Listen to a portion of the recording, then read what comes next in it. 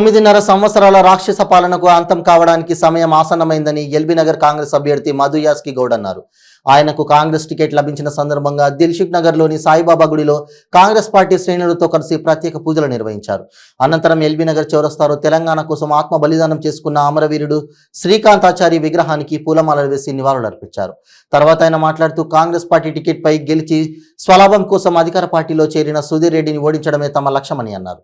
సుధీర్ రెడ్డి నాయకులపై దాడులు చేస్తూ భయభ్రాంతులకు గురి చేస్తూ అధికార దాహంతో తన ఇష్టం వచ్చినట్లు ప్రవర్తిస్తున్నాడని, ప్రజలు దానిని గమనిస్తున్నారని, ప్రజల ఆశీస్సులతో తప్పకుండా ఎల్బీనగర్ లో కాంగ్రెస్ జెండా ఎగరవేస్తామని తెలియజేశారు.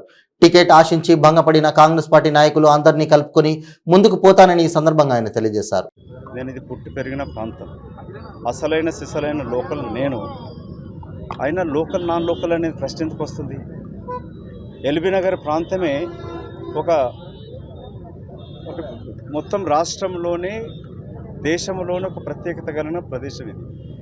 2 తెలుగు రాష్ట్రాల నుంచి కాక మిగతా జిల్లా నుంచి వచ్చిన తెలంగాణ ప్రాంతం అటు ఆంధ్రప్రదేశ్ నుంచి నివసిస్తున్న ప్రజలు ఇక్కడ ఉన్నారు. అన్యాయంగా బతకాల్సిన ప్రజలకి ఇదొక మంచి ఇంటి ప్రాంతంగా ఉండే ప్రాంతం. వర్షం వచ్చిందంటే పడవలు వేసుకుని తిరగాల్సిన పరిస్థితి వస్తుంది.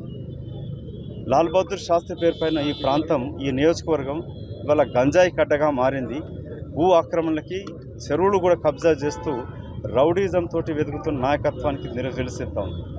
ఇలాంటి దానికి వ్యతిరేకంగానే పోరాటం చేయడానికి కొరకు ఏ అమరుడు శ్రీకాంతాచారి మిగతా వాళ్ళు ప్రాణాలు అర్పించారో వాళ్ళ ఆశయాలు నెరవేరాలంటే కూడా ఈ ప్రాంతం భౌగోళికంగా విడిపోయి అన్నదమ్ములు ఉండాల్సిన ప్రాంతాన్ని విషపూరితంగా చేస్తారు తమ అక్రమాసులు కాపాడడానికి కొరకై. ఇలాంటి దుర్మార్గులకు బుద్ధి చెప్పాల్సిన అవసరం ఉన్నది. ఒక దురంకారి పాలన అంతమొందించాల్సిన అవసరం ఉన్నది. దాని కొరకే కాంగ్రెస్ పార్టీ మీ ద్వారా వేడుకుంటున్నది. అమరుల ఆశయాలు సిద్ధించాలన్నా, తెలంగాణ సమగ్ర సమృద్ధిగా సామాజిక దృక్పథంతో అభివృద్ధి చెందాలన్నా కాంగ్రెస్ పార్టీకి ఒక అవకాశం ఇవ్వాలని చెప్పి తల్లి సోనియామ్మ గారు మొన్నటి సభలో తెలంగాణ ప్రజలకి ఒక 6 గ్యారంటీ స్కీముల ద్వారా రేపు తెలంగాణ రాష్ట్ర ప్రభుత్వం తెలంగాణలో కాంగ్రెస్ ప్రభుత్వం ఏర్పాటు అవుతే ఈ ప్రజల కొరకు 100 రోజుల్లో ఏర్పాటు చేసే గ్యారంటీ స్కీములు ప్రకటించడం జరిగింది. బిడ్డల ఆశలు సిద్ధించాలంటే కూడా కాంగ్రెస్కు ఒక అవకాశం ఇవ్వాలని కూడా వేడుకోవడం జరుగుతాం. మీ అందరికీ కృతజ్ఞతలు. మీ ద్వారా రేపు ఈ ఎల్బీనగర్ ప్రాంత ప్రజలను కలవడమే కాకుండా తెలంగాణ మొత్తం కూడా కాంగ్రెస్ ప్రపంచం వీడుతూ ఉన్నది. ఇక్కడున్న పార్టీకి ద్రోహం చేసిన, తల్లికి ద్రోహం చేసిన బిడ్డ కూడా బతకడు సరిగ్గా. అట్లాంటి తల్లి లాంటి పార్టీకి ద్రోహం చేసిన వ్యక్తులకు బుద్ధి చెప్పడం, కాంగ్రెస్ పార్టీ అధికారం తీసుకురావడం, అమరుల ఆశలు నెరవేర్చడమే మా లక్ష్యం.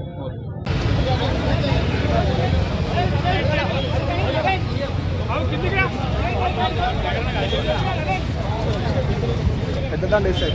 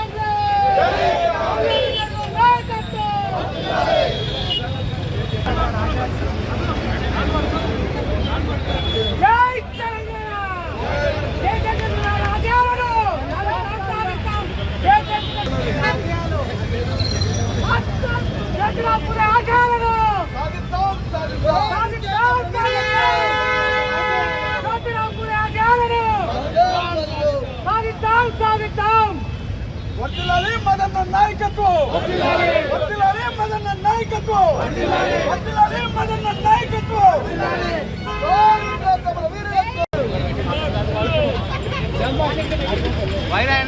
వైర్